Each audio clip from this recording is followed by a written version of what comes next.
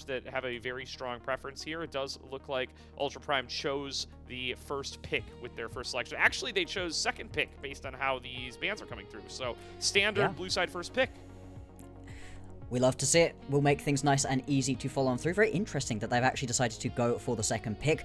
And it is just going to be LNG grabbing Sheer his Rumble. It's something he's gone back to a couple of times over the course of the last few. And he does really like this one. Fast Response, though, really fast. Slamming straight through. And the Ashe, very interesting. Not something we've been seeing picked up too early on. I remember he had a really strong Ashe game last year on Lion. That was in my highlights package the last time I cast this team. So it was... he performed very, very well on it. Like, I think it's a pick that Hena is personally fond of. It will be his first game on it this season so far, but it's one that gets snatched up here by Ultra Prime with very, very high priority. Jarvan Azir comes through for LNG. They're just going for a very standard, you know, hot pot AoE composition. But if you're going to see an Ashe come through, very excited to see this Seraphine alongside it for XiaoXia. And you said Ultra Prime had to cook something up. Looks like it's the bot lane where they're going to be doing so. They are absolutely cooking. XiaoXia has only been playing the more engage-orientated supports, you know, your Rails, your Rakans. All of a sudden, switching things up, looking to play something that you don't have quite as much full-on agency in your 2v2, but also, if you step out of position even slightly versus either of these two, you get hit by a single auto-attack potentially from Hena, you can just get run down, and this composition only gets scarier and scarier as you get towards that level 6. We'll have to see what the remaining pieces are going to be to tie this all together. I'm a little bit surprised that they've gotten rid of something like the Orianna right here, which would have worked really well for a potential wombo look. Right now, you could potentially look for full team fights, but I do wonder if they're going to lean more into the individual pick potential. Yeah, I really wonder what their tech is for Saber here up against the Azir. This is a guy who's got some unique champions, right? He's gotten to show us the Zoe already this season.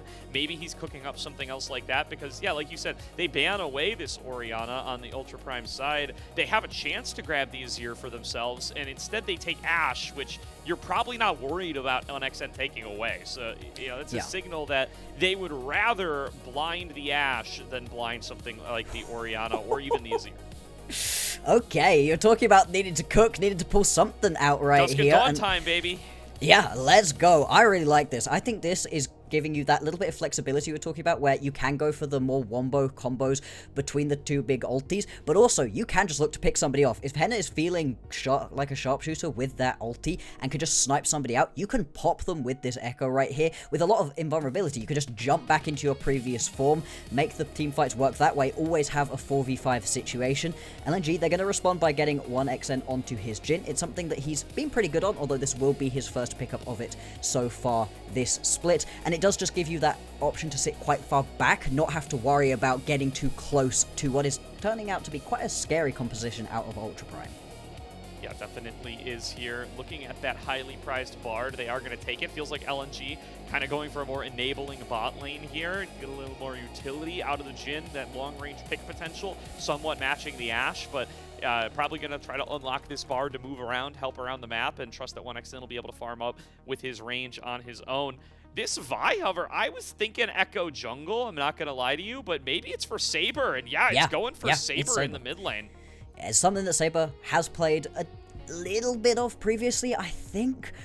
But really, this is a completely out of left field kind of composition, right? The Seraphine we've only seen twice before so far this split. The Echo, this is the first Echo that we're seeing this split in the LPL at least. I don't know if we've seen it internationally, but I would be surprised if we've seen it internationally. A really fascinating composition for them right here. If we start quickly with LNG, the more standard composition, the Bard just to round things out, gives you that little bit of extra fun with the ultimate, but overall very much going to be a front-to-back team fighting composition. There's not too many tanky champions that you're massively worried about trying to play into with a Jhin, so you got to feel good about this one from LNG. For Ultra Prime, your pick potential is crazy. If Hena's able to hit somebody with an Enchanted Crystal Arrow, Grizzly and Saber can follow up on it instantaneously, and I think 4v5s are the way you win these team fights. All right, I got the word for you here, Bloxer. This is the third time it has been picked in a major league so far this season. All three of them mid lane. Leader busted it out in LEC just a couple days ago. Did not have a very good performance, and then Showmaker played it up against the DN Supers back a couple weeks ago and did find a very good performance there, 4-0-6 for him. So So far, the pick is 1-1. This will be its third major region selection, and second time up against the Azir. I think a lot of mid laners starting to enjoy the power that that one brings in that particular matchup. The ability to kind of track down, get a little bit of ground back against something like the Shifting Sands, I think, is one of those things that makes it a really kind of nice matchup, in particular for an assassin. Kind of an impossible choice for the Azir, right? If Echo's coming at you, and he's dashing, and you want to dash backwards, either you do it before he blinks to you, and you're going to take him a little bit along the way, or you wait for him to get on top of you, but then he might block it. So it's a tough choice, and there's not really a good answer there. No, and it's not just going to be your mid lane situation either. That's also going to make it a heck of a lot harder to play as 1xN. As much as we're talking about how the Jhin gives you that little bit of extra play room because you can sit so far back, if you actually want to get involved and be hitting quite a lot of your fourth shots, you have to step up at some point, and the threat of having both a Vi and an Echo bearing down on you every single team fight will make this a lot harder to play out for 1xN. Definitely can. Going to need to rely on Azir for your later game DPS when you do have this Jhin, at least somewhat. Not going to be able to be that kind of 1v9 carry, so he ends up falling behind due to the pressure exerted by Saber's Echo. They start to get a little bit dicey about how exactly you're going to be able to play out in a sort of front-to-back situation. Well, eyes on Ultra Prime. They've cooked here in game number 1. Let's see if it's going to be enough for them to take down the #1 team in Group Nirvana in game number 1. And this is what we want to see out of Ultra Prime. Standard League of Legends probably wasn't going to be enough for them to be able to beat a team like LNG that have been on such a tear recently, that look like they are going to be able to completely take over Group Nirvana. So pulling something out a little bit different, showing your hand right here, I think is going to be the right time for them. We'll have to see where they're actually able to fully play through to get this going, because as much as the Echo is a fun matchup into the Azir potentially, during the very early laning phases, you're not expecting it to turn into any solo kills unless you make some kind of a big misstep. And so where else can you potentially try to play through? Both of the junglers are going to be starting towards the top side of the map and working their way down. I'd be surprised if we get to see any too forced ganks. I think you more want to be getting your early resets through and getting back out onto the map. Hena and XiaoXia already finding some success in this bottom lane. Oh, Never Saber mind. finding success as well. BuLLDog falls down to below 100 HP. He's forced to recall. Missing already found himself in similar straits where he was forced to recall in the bottom lane off of a bad trade up against Hena and XiaoXia. Ultra Prime early laning phase looking good here, 3 minutes in. Yeah, I mean, I was not expecting it to turn into a potential solo kill. As much as you can get pushed around by the Echo early on, you should still be able to at least keep your farm up. I have to imagine the BuLLDog got a little bit greedy, tried to push forwards for a couple more minions than he really had any right to be able to do. And it is now going to mean, with him pushed quite far back, Croco moving over across through the river, you can try play through this one as Saber and Grizzly. Yeah, feeling confident with their stronger mid laner. Saber finds another good trade. He's up a level right now, too, making things a little tough for BuLLDog. But Croco's just a little too quick with the flag and drag. Will be able to guarantee himself one of the scuttle crabs, even though he couldn't get onto that bottom one that he was initially looking for. But that does keep Hena and XiaoXia in the isolated 2v2 bottom side, where they have already been looking plenty comfortable for the time being, getting that early harassment power from this double range duo. Both junglers will return up to their second spawn of topside camps. All in all, Prime is going to be happy with what they've gotten to show, but they're not going to create themselves any lasting advantages that way. Certainly going to need to see some involvement from Grizzly once he hits that level 6. Absolutely. The level 6, you're absolutely right to highlight it. That is the point at which you really begin to pop off, and we just need to see some proactivity. Speaking of missing, gonna try his luck in the mid lane, not really gonna be able to get anything. That phase dive, so annoying to play into. It's the reason BuLLDog can't step up, but it's also the reason that Saber can play so far forwards. That little bit of extra movement, just getting him out of dodge every single time somebody looks mid lane. Absolutely.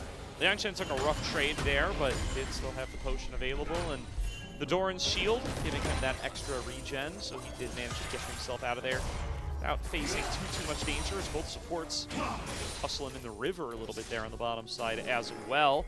Nobody going to take too much damage. A little bit of a level advantage for XiaoXia, as nearly at that first dragon spawn as both junglers find themselves lurking on this side of the map once again. I think you are also right to bring up these supports. As much as there's a lot of interest all across the rest of the map, talk about game-changing ultis between the two of them. The Encore, obviously, if you hit that across a couple big members, it can completely disrupt a team fight, but even more than that, the Tempered Fate. We've seen a couple of really good Tempered Fates within the last couple of weeks. We've seen some pretty bad Tempered Fates coming through as well, ones that completely stop the momentum of your team straight in their tracks. So is Missing feeling good on this Bard? If he's able to hit a big Tempered Fate, completely split up the team, maybe catch everybody bar Hena, bar Saber, blow his ulti at that point, that could be a really good avenue to kick off a team fight and play the rest of it through. So Sheer going to try to make good on his TP advantage here, does just throw down an equalizer in the top side.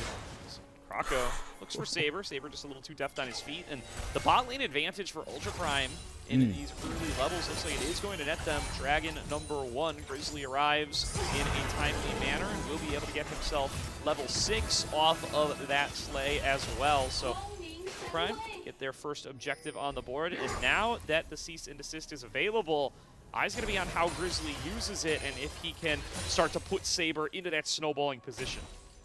And he really has to just start right now. You can't afford to just sit around in your jungle for a while. There's a couple of really good gankable lanes at the moment. The bot lane constantly taking a huge chunk of damage. He's got nowhere to go. Very low on health there. Does have the discipline to hold on to his summoner heal. Knows that Hena can't get one more auto through it. And Saber got shuffled underneath the turret there, so didn't move his way back with the Chrono Break. And that does just relieve a little bit of pressure right here from BuLLDog. He doesn't have to be quite so worried. 1xN stuck underneath his tower, just gonna pop the curtain call to get a little bit of harass going, deal some decent damage, but nothing that's going to stick. Everybody just gonna be taking their resets on through. As we were attempting to talk about when it comes to gank angles right here for Grizzly, you can see there's a lot of different options. You can see that you're already having to kind of play with your ulti as much as possible from BuLLDog to get one out of Saber. Sheer has spent the entirety of the 7 minutes of this game so far pushed up underneath his opposition's tower. He does have some decent warding, but that won't save you if you get a Vi just walk into your lane. Grizzly, now with that level 6, has got to get involved. So far, just doing a little bit more farming for himself. We'll see if he decides to go and try to get aggressive in one of these lanes soon. Absolutely. Currently clearing his way towards the bottom side. A recall coming through for 1xN that is going to leave Missing up pretty far. Hena has level 6. Not going to choose to throw it out here quite yet, but knowing that that Bard is isolated right now and is on vision, it could be an option that presents itself with LNG keeping their support at a safe distance, at least for now. BuLLDog's still without that ultimate. Might put a little bit of a target on his back as an invade comes on through, but it's just one to get vision for Grizzly. Still trying to make sure he can keep eyes on Croco. The Jarvan not able to get a gank off yet, but always good for one, and he gets the opportunity to sneak over a wall. And I can understand being a little bit hesitant to try to pull the trigger onto an Azir. That shifting sands back into the tower, pulling you along with your ulti can be pretty devastating, especially at this point. You've got, what, a Tunneler and a longsword in inventory here for Grizzly. He's going to be exceptionally squishy. He's not got any armor to be able to tank through onto that one. But still, it's just more time spent not really farming right now, not really getting any ganks going. Now looking towards the bottom side of the map. Could get aggressive here. You know you have enough damage between your bot laners. Yeah, Missing has to use the Magical Journey, but that tool just going to allow him to continue to play up in these he's going to get cancelled. caverns. Just trying to make sure rough. Yeah, he can continue to harass. That's a recall interrupt onto Grizzly. Going to cost him a fair bit of time. And Croco immediately knows how to use it. But there's going to be an ultimate thrown down from Hena. Forces the cleanse out of 1xN. A small victory in the bottom side. These grubs are gone. Grizzly really trying to make something back in the bottom. But just starts channeling the recall again. And it's going to get interrupted again. Yeah, this is horrible. You have to get a kill out of this one. Get a flash for it. All right, going to be able to find the cease and desist before he can get through the Magical Journey. And first blood going the way of XiaoXia. And you know what? On an enchanter like this, maybe not even the worst thing either. Going to be able to get onto this Echoes build a little bit faster. Well, it's not the worst thing if you get that kill in a reasonable amount of time, but Grizzly spent 2 minutes down here waiting around, soaking a bit of XP, not getting any XP for a lot of that time. And as you said, the grubs are gone. That's just going to be immediately taken away by Croco. He's also going to be able to get into Grizzly's jungle and take a couple of camps away as well. It's a 10 CS lead for him at the moment, so yes, you get the kill, but the gold doesn't go exactly where you would have wanted it to, and you are now going to be quite far behind in terms of your quest, upgrading your pet. It's just a lot of time spent. It really is. Grizzly commits a lot of second bot lane after success. So so they better make good on it. The all-out comes through for Liangchen, gets Sheer to about half HP, but gets him even less, so he is going to have to play on back. Didn't get Grizzly in on the play fast enough, so that lead for Sheer continuing to grow bigger and bigger here as he just gets more and more opportunities to take some of the plates off of this top lane turret. The fact that he's been able to sit this far forwards and hasn't been harassed at all by Grizzly until this very moment, and he's able to get away by just turning around and clicking backwards, is really rough for Ultra Prime. I mean, you're sat here as Liangchen going, hey guys, anybody, can I get a little bit of help up here? Of course, it is a K'Sante, it's not really going to be the end of the world that he's behind, it's just the advantage that she is getting on a champion that we know can completely change the landscape of a fight. There's so much craziness going on right here in this game that we haven't even highlighted the just great wombo combo you've got between the Jarvan ulti and that equalizer. Yeah, and you know what? I'm seeing on the map now, he's only got one plate. That's just good first strike usage out of Sheer to get this big lead. There's a trade of ultimates in the mid lane once again. Yep. I think Saber's just going to take that interaction pretty much every chance he gets and just say, hey, you know what, no Emperor's Divide, I'm going to take basically no damage here, and we'll shake hands on that, and I'm going to continue just trying to harass you with my basic abilities. Absolutely, there's nothing you want less than your opponent with their ulti going into a big team fight that might happen, and with the Drake coming up right here, it looks like we may well get a scrap. Both of the junglers are down, and having a look, supports as well, exchanging a couple of spells, but nothing too much starting right now. With the first Drake going over to Ultra Prime, LNG, they don't want to allow them to start stacking these up. Yeah, I mean, XiaoXia has Encore, Grizzly has Ultimate as well, Hena's sitting there on the Enchanted Crystal Arrow. They have quite a bit of chain CC in their pockets if they do choose to try to pull the trigger with the Vi, but they don't want to do it onto missing. LNG doing a good job so far, playing safely around this deadly CC chain that Ultra Prime are bringing to the table. That said, still dicey Croco situation here around the Dragon. Croco blast cones over the wall. They're going to show him respect. They back on away because they know that there is a rumble approaching from the top side. Sheer here to help push in mid, and that numbers advantage will be enough for LNG to net the Dragon. And this is what you can do with the constant push, right? Sheer able to just show face in mid lane. He's going to lose out onto maybe one turret plate right here. And what is this going to be? Two minions worth of gold. You're going to be absolutely fine with that as an overall trade. You've given a tiny little bit back to your opposition top laner, and you've completely stopped that Drake stacking coming on through. It really does just show how much respect Ultra Prime have. They could have tried pull the trigger and make a fight happen as quickly as possible. Sheer was still a little ways away before he would have been able to put down that equalizer at the point at which Croco goes over that wall, but it doesn't matter. They don't want to risk it, and it is just going to be LNG walking up, taking what they want, and they don't really pay too much for it. Yeah, I suppose the question is whether or not they could have gotten Echo there faster just to bring the damage, right? The Ashe pre any items completed, the Vi, not the highest damage dealers in the world, although missing. Spotted in the river again, will be able to magical journey his way out to safety. That tool being down and the threat of an engage turning into multiple ranged CC commitments from the ultimates of XiaoXia and Hena going to be omnipresent for LNG. They've got to keep their wits about them each and every time they step away from their teammates in the jungle or the river. Absolutely. And the fact that this game has still been quite high-paced, despite the fact that we've only got one kill so far, it really just has been about pushing through these lanes and trying to absorb the pressure so far of what the Echo's been able to lay down. Obviously, first items coming on through is going to potentially accelerate the pace of this game, and Saber now going to be sent up towards the top side of the map. If she's been having an easy time of it so far, that is not going to be the case versus an Echo. No, yeah, it's going to be very tough. And he's got that Dusk and Dawn now done, so that ability to trigger on hit effects twice means that you have the easiest trade pattern in the world. You just E forward, you hit the opponent, immediately you get 2 stacks of passive, you auto-attack them once, and then you proc passive and you rush on out of there. It's a very clean pattern to play for the Echo, and it's what's kind of brought him back into the meta with the addition of this item. It's so foolproof as well. You are constantly going to be weaving those autos and those spells in together, and just the base stats on this item are incredibly strong as well, right? You're getting 70 ability power out of it. You're going to feel really good about having that one as your first item. Both teams hovering around in the river. We've obviously got the Herald spawning in 30 seconds time, and we haven't seen any of these big ultis come on through, right? We've only really been seeing ultis traded back and forth defensively in the mid lane. Is this going to be the time where these supports pull the trigger and really try to change the landscape of this game? They're trying to take some control around the Herald. That was Enchanted Crystal Arrow. Came out, did not connect on a missing. Quick on his feet there, having already completed the Tier 2 boots. Doesn't even have to use the Summoner heal. Good stuff from Missing there, and that's going to be a sizable cooldown for Hena this early in the game. He's not going to have that ultimate for this potential Rift Herald fight. No, and that's going to be something that you're really relying on to kick off a potential pick to make these 4v5s happen. Now, face shield. For 8 on towards 2. There's going to be the Cataclysm. There's the knockup. Everybody slept as a sitting duck. Encore finally comes on across the chain. CC coming through out of Croco. And that one-shot damage is just huge from Saber. Missing the next one forced off of the play. But now they've used their full combo. Chrono Break comes on across, deals damage over to 2. Opening up the curtain call. Liangchen can't intercept these. Oh, he's what? just sliding them through. 1xN finds the shot onto Seraphine and makes it a 2-for-1 trade for LNG.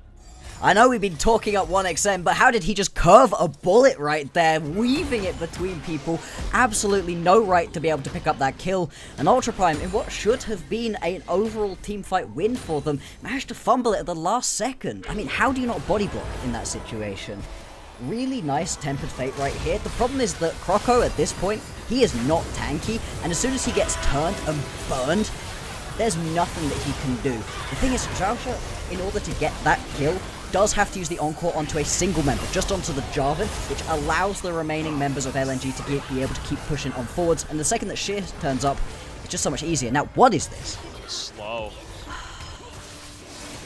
Just slowed up by a beat, if I wasn't mistaken, and still. Yeah. Saber, my man, you gotta body block that. You gotta stand a little bit further towards. You're not gonna die from that one. Oh, hang on, Grizzly very nearly stealing that one away. Now gonna have to wait for a Vault Breaker to get back over the wall. As of course they want to get aggressive, although I think that would be a bit of a mistake with as many ultis down as they do have. And so we come out the back of that crazy team fight. LNG going to have themselves about a 1,000 gold lead, and they were able to pick themselves up all the grubs and the Herald, so they should be in a very good position to grab themselves that first tower.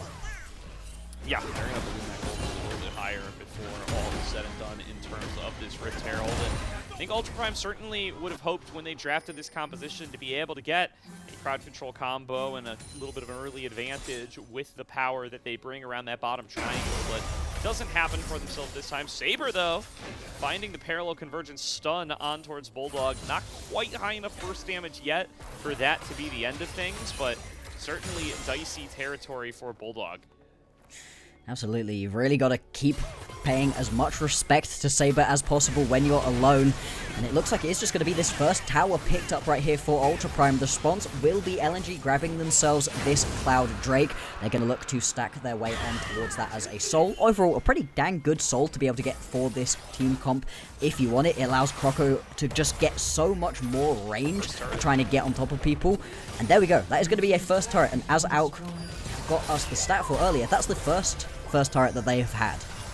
Nicely done there for Ultra Prime, and they get that gold over on towards their mid laner, so they're going to be plenty happy with Saber getting that nice little advantage in regards to gold. That second item, Power Spike, going to really help him out for his ability to execute people individually under the zero. Ritero going to charge in mid here, gets a little bit more plate gold. They shouldn't be able to finish this on this push as Hena and XiaoXia continue to pick away at this wave. They do need a little bit of support, though, as Sheer here as well means that they can't step up too far, doing their best to hit onto the minions, and they will finally clear away the wave. Not quite going to be able to grab that full tower, and they did rotate multiple members up right here. Sheer decided not to stick down towards the bottom side of the map and is going to have to blow his teleport in order to stop that tower from going down. That is a small advantage right here from Ultra Prime. We'll see what they're going to be able to do with this. A couple of seconds away from Saber having his teleport up. You're now going to have 2 teleports to play with when LNG only have access to 1 on BuLLDog. If they can make a kind of flank play happen, that could be quite nice. Sheer having to play respectful here. He is not alone in this lane. No, he is not, and inching ever closer to being able to get a second item here. Also no boots 2 yet for Saber, even though everybody's got their quests done at this point. That feels a little bit bad, but I'm sure he'll be able to get over there for too long. And BuLLDog actually in the same category, so just the way the items have shaken out this game, I suppose, wanting to make sure that they did get on towards their nice little spikes where they did present themselves. And recalls coming on through for both parties now. Saber going going to be an item. Not quite enough gold. Does have it. Shadow Flame completed. And BuLLDog on the Rylai's as well. I mean, that's going to be 2 items coming through for the majority of these bigger carries, and it's exactly what you want to see just before the next set of fights coming on through. You going to go over the wall here? This would be quite aggressive. No, Grizzly, you're going to decide against stepping up too far. Still, Ultra Prime, they've got 4 members hovering around this mid lane. 1xN, I'm sure, looks mighty juicy, but he's sat underneath the tower. It's going to be quite hard to kill straight out at this point. So members just going to head back on out towards their lanes. Grizzly trying. He did pull off that 1 gank bot lane that we saw earlier on, but other than that, he's been pretty dang quiet on this Vi, not as proactive as we would have wanted during the laning phases. Grizzly still looking for a potential engage angle, but they're spacing him quite nicely. Missing, going to get hit by the enchanted crystal arrow, but will quickly be able to cleanse it away. Now landing Tempered Fate on towards Hena, who's up too far. Going to be able to back on off despite getting hit by the follow-up damage, and doesn't even really lose any health for it. 5 versus 5 in and around mid. LNG finally able to complete their work on the mid lane turret. And nobody going to fall on down, though. 1xN in a position to potentially get chased down. Hena gets a few shots and slows onto him. Here comes the equalizer, thrown on down by Sheer. Hena still able to space this one out. He's up in front of the whole rest of his team. LNG realize this, look for the engage. A flash encore goes a little bit short, but Saber is able to solo out missing regardless. Now stepping forward, Cataclysm onto 2, and the squishies will just drop in an instant as the curtain call damage comes on across. Sheer trying to burn down Liangchen will be able to do so. A double kill over to 1xN as the fight is won by LNG. And Gordo, what are we fighting over right here? That's such a misplay out of Ultra Prime. They hang on, Grizzly, looking to go aggressive once again. He's going to get stunned up and just taken down, you have to imagine. Yep, that's going to be 1 kill. It is going to be traded. Can Saber get back out? Yeah, the getting back out part is where this is going to be tough for Saber. What are they doing? Break earlier. It's another 1 for 2. If you didn't know what they were fighting over before, I really don't know what they're fighting over now. Now, we're going to have a look back at this point of the fight, where Hena has to flash back over the wall, and this is the combo you're really looking for. You've got no friends in front of you right there. It's unfortunate for XiaoXia. It's not what you would have wanted, but not having anybody stood in front of you is a product of where you're fighting. You have to walk around the wall to get involved in this team fight. Not everybody can jump straight through it to give you that extended range. It's unfortunate. It still gets the kill, right? It wasn't the end of the world for the team fight in that situation. It did just then open up LNG to be able to jump into the backline, and from then on, it was like 1xN was shooting fish in a barrel.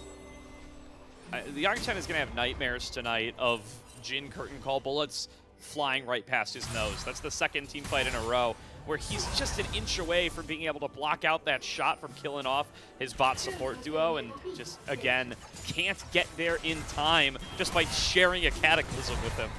Yeah, it's actually a wild set of events right there, but I do just want to go back to the start of it. There was nothing to fight over. The Drake that's being taken right now was not being set up for properly by either of these teams. And Ultra Prime try for a fight. We're pushing far enough forwards without having set their mid wave, meaning they lose their mid lane tower and then decide to just push for a second fight anyway. The decision making there is part of what has been plaguing Ultra Prime. Yes, some of the individual laning hasn't been ideal in a couple of their matchups, but it's this point where you have to make decisions on fights that's just been going wrong, and again, it might be right in front of our eyes. Saber locked down and can't chrono break out, only stays inside of the Cataclysm. Tempered Fate going to block away the enchanted crystal arrow. Encore going to land on towards 1xN going to be able to clean it away right away, and Hena is just standing there getting blasted away by this Jhin. It's a double kill to 1xN. LNG win out another fight. This time it's 4 for 0. Yeah, that's going to be a brilliant fight right there for LNG. They're going to be able to clean up the big purple worm and turn this into even more gold. They're up by 7,500 at this point, only to increase. And Ultra Prime, again, looking for fights in situations where they don't really have any business going for it. And in that one, Grizzly stepping up way too far when he didn't really have the spot to. It leaves Saber out of position. And here, you expect the Echo maybe to be able to get away, but he just doesn't have another dash to play around. And even the ulti isn't enough. Such a good Tempered Fate there. Nullifies Hena's ultimate. Encore comes on across. It only lands on a 1xN and gets instantly cleansed too. And then BuLLDog gets this huge shuffle. The huge shuffle on the back end of that fight isn't what wins it for LNG. They were most likely going to be able to win that one anyway, but it just allows them to rip through the opposition as quickly as possible, get towards that Baron, and now as LNG, all you have to do is cross your T's, dot your I's, and walk it down into the base. Now pushing on multiple lanes with the addition of that Baron buff. 1XN is going to get right through a plate, and again, he's hit it. The Tempered Fate finds its way onto Hena. This guy cannot catch a break. Croco and BuLLDog, the mid-jungle duo, will melt him down with ease. And LNG, now no AD carry on the Ultra Prime side. They're going to be able to break open the base here, Bloxer. What were we saying earlier, Gordo? Do not sleep on Missing. As good as Croco and BuLLDog and 1XN have been so far, Missing has been on point in this Split 1 2026, and that was just such a beautiful snipe. Are they actually going to be able to end the game right here? I mean, what can Ultra Prime do? Oh, Liangchen looking like he's made of paper. Just can't stand up against the physical damage when he did go for that MR build early. Forced back into the base by BuLLDog. He's still sitting at full HP as he goes into the stasis. And LNG, a quick and easy closeout in game number 1 as they continue to look like far and away the best team in Group Nirvana. What an incredible performance right there from LNG, and it starts pretty dang slowly.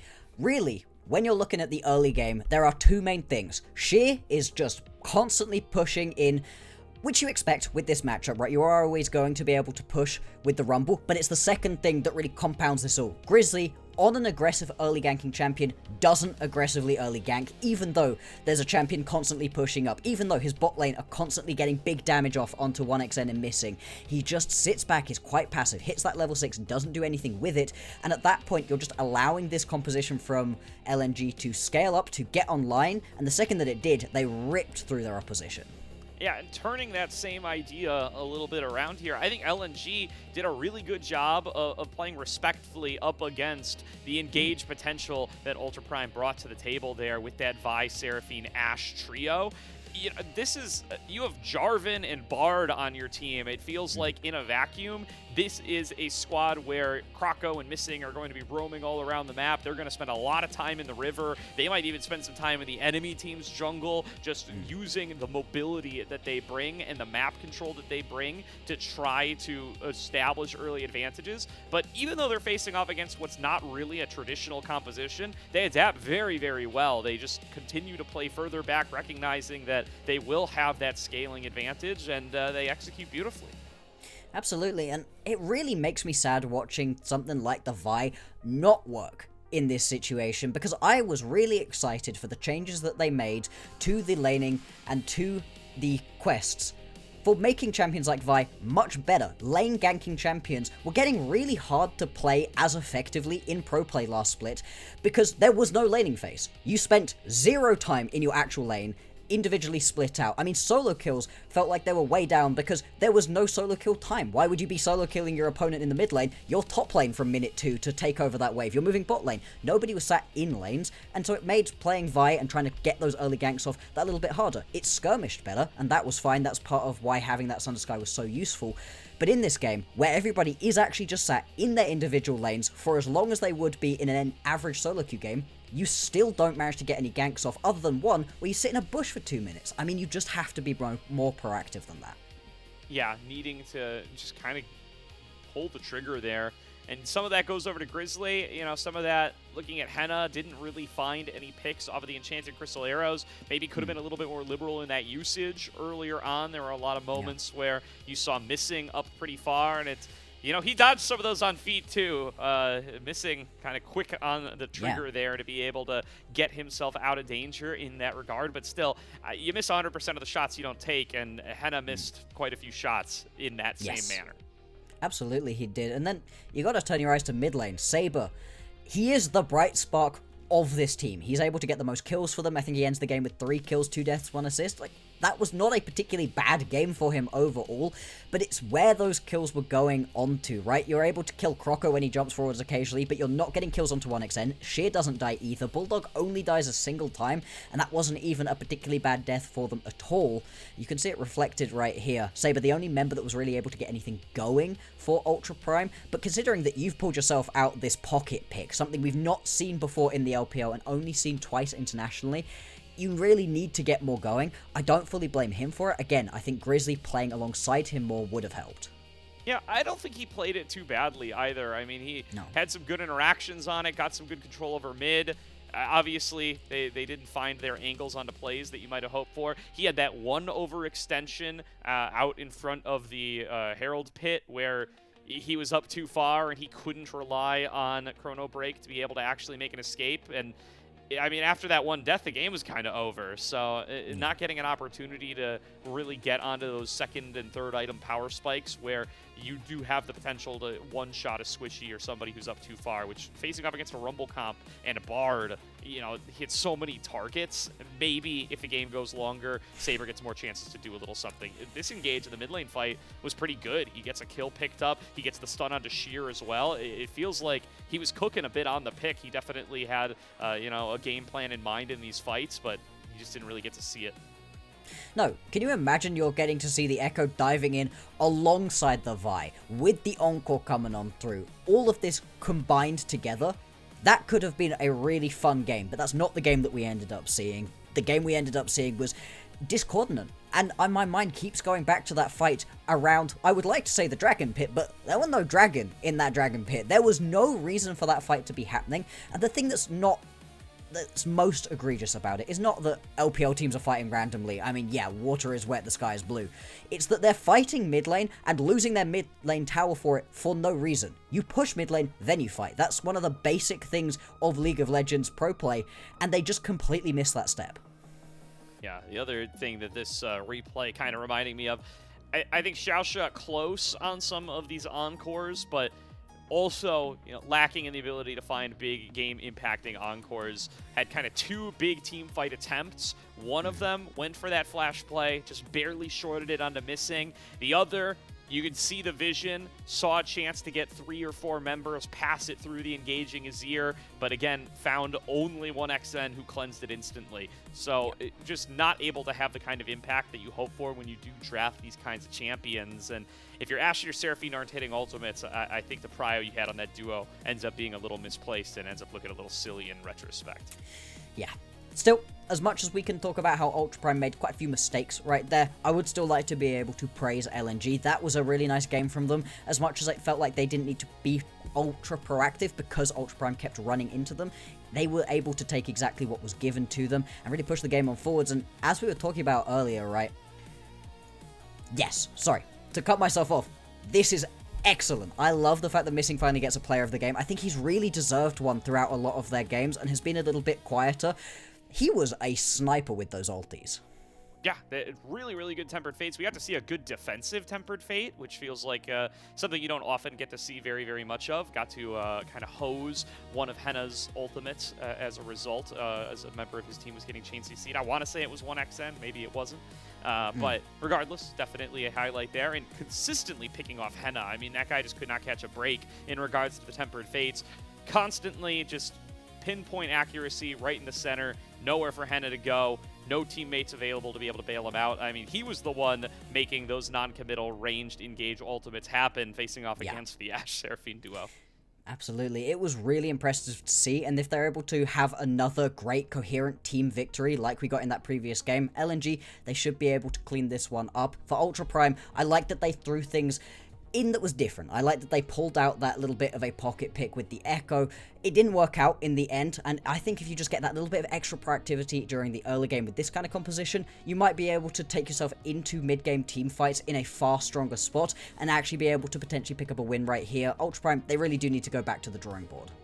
Indeed, they do. We'll see what they're able to cook up in game number 2. They came out with a creative idea, with a creative draft, but certainly did not pay out for them here. Let's see what else they can do. But first, we do want to shout out Coffee. If you want to support LPL English, consider becoming a Coffee member. Coffee is the best way to support the LPL English project, since the vast majority of your contributions will go directly to the show. A lot of the initial payments go into upgrading the broadcast, but a huge bulk of it pays on-air talent and content creators. Subscribe to our Coffee, linked in the chat, to unlock perks like early access to content and the ability to ask interview questions on our unique on-site interviews. Thank you to everybody who's tuning on in, and we will see you after a short break for game number 2 as LNG takes on Ultra